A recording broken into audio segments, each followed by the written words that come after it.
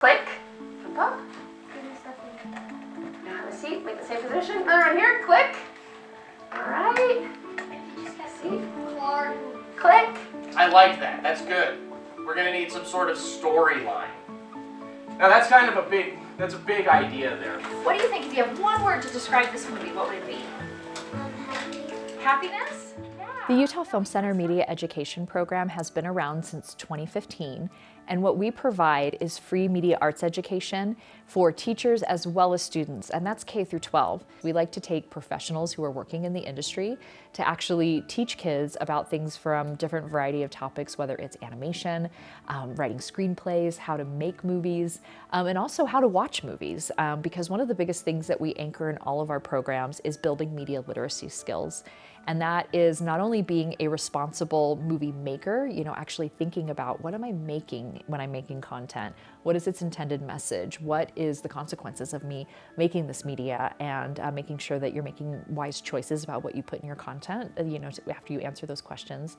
And then also we want them to become better media watchers. And so that's another reason why we do these types of workshops. We select topics that kids are interested in right now. Kids are very much more creating content and consuming content more than they have in generations past. So we're also looking at what are some emerging trends that are happening.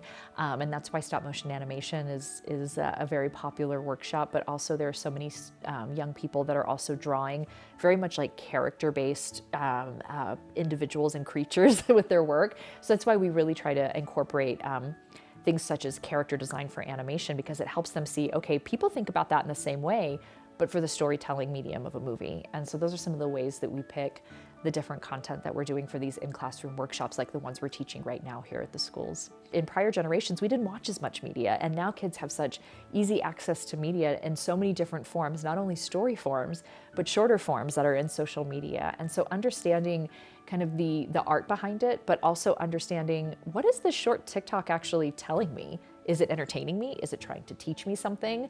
Is it valuable? Is it not valuable? And so kind of taking those things and being able to look at it with, through the eyes of asking questions, rather than just, oh, I'm just consuming and I'm not really thinking about it. They can understand, and it can actually enhance their appreciation of that work that goes into it as well. When I say a background, I mean a scene. Like maybe it's a farm, maybe it's a planet far away. I accepted the invitation for the Utah Film Center and UEN to come and do the workshops in our elementary school, because I think it's important that students in rural areas have exposure to the similar content and experiences and opportunities as all students in public schools.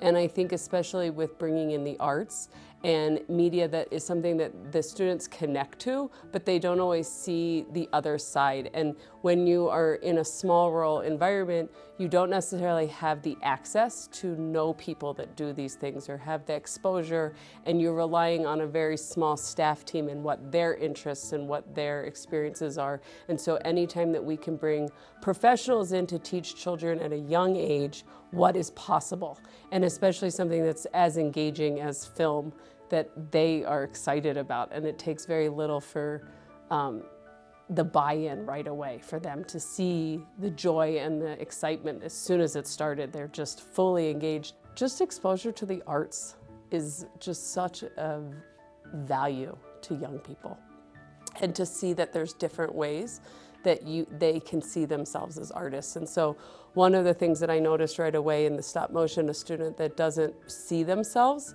as an artist, that really does sometimes struggle in our enrichment when we're doing visual arts, she was just shining in it, because it was something she could just move things, and she had a product that she felt proud of, that she wanted to show off. And so it allows different kids to have success and that internal sense of accomplishment, which is important. And I think the arts and film and the workshops that the Utah Film Center and UEN brought to our school allowed that opportunity for the students, especially some of the students that struggle in a traditional academic setting. But then just listening to the conversations and the connections that they were able to make with themselves and with other film, and then to the outside bigger picture of the world, of listening to students say, oh, when I grow up, what I want to be, and then figuring out how there's new pieces in that. And to have a kindergarten say that they want to do something is pretty awesome. That's considered 3D animation. Now, we're going to watch a clip of what animation looks like behind the scenes. And when you're watching this, I want you to pay attention to how the animation changes over time. I feel like the most important reason why they should be taught about media education is because of the opportunities of jobs out there. A lot of times I feel like we beat into kids' heads that, you know, they have to be into the specific like math, science, healthcare, and there's so many other opportunities out there, and they're not familiar with a lot of the jobs that filmmaking has to offer and their creativity and technology nowadays, and they can use their creativeness in different ways. Their overall experience with the different workshops have always been positive. They've always came away with, wow, I didn't realize that that's how that was made, or I didn't know that that's how you did that. And so I feel like it's given them an insight to, you know, the backgrounds of things that they love, the movies they love and the computer games they love and the books and the art projects that they love. And so it helps them realize how they are created and that people do that for a living. Sometimes you get in what they call the so-called rut, that, you know, you do things the same way all the time, and education's changing, kids are changing, and we have to learn to change the way we teach. And so these types of programs helps us to make the curriculum come to life and teach it in ways that's going to interest the kids. They're in an animated world, and we have to animate our instruction in a way that's interesting to them. We can split these characters and we can have ourselves some antagonists. Do you know what the opposite of an antagonist is? Tell me. A protagonist. Perfect. So many programs, from ballet to film to acting workshops, come from the state. The legislature funds them, and I try and involve as many as I can, say yes as often as I can to expose our kids in very, very rural Utah to those things. Especially in rural areas, the first thing to get cut is art. And that's why I'm so appreciative of theater and music and ballet and film coming, because the kids need to have art. Art is life. It's important to expose kids to as much as you can. And when I saw the agenda that you guys sent down, I thought, man, these are fabulous things that our kids would really think were pretty cool. You get to be in charge of your character.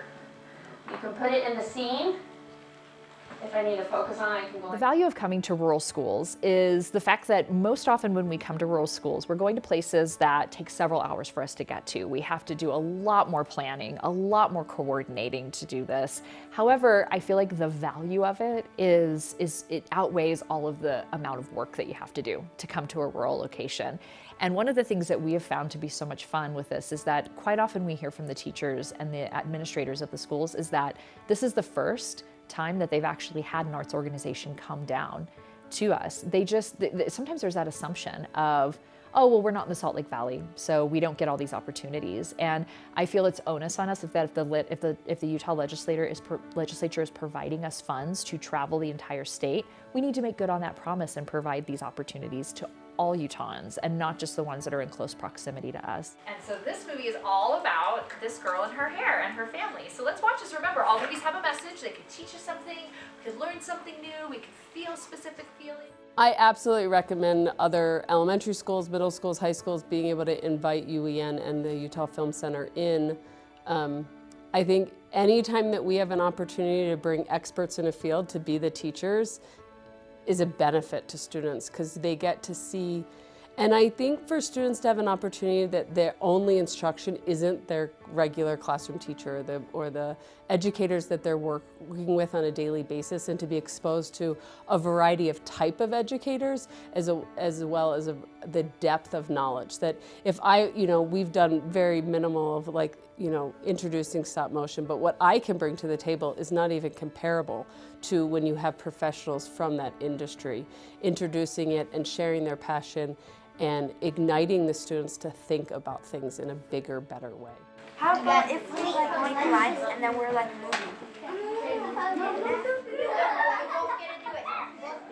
And it's different than if you're at East High in Salt Lake, where there's so many opportunities. So if other schools have the same kind of needs to provide arts and they don't have the funding, this is the kind of thing that's absolutely perfect. So if you ever eat dinner with your family and your dog sits next to the table giving you those puppy eyes. That's what I'm going to try to draw. I highly encourage any arts organizations, if you are contemplating whether or not you should go to rural communities and bring arts education, even if you have a lot of logistics that you have to do around travel and lodging, I think it's completely worth it. It would be very hard for me not to come to rural schools, to hope that some kids might, they might get that little spark of like, hey, I was in a stop motion animation class and now I'm an animator for Disney, or, because there's so much talent that comes out of the state. And if we were to provide that spark or that interest, it would be worth all the time coming out here.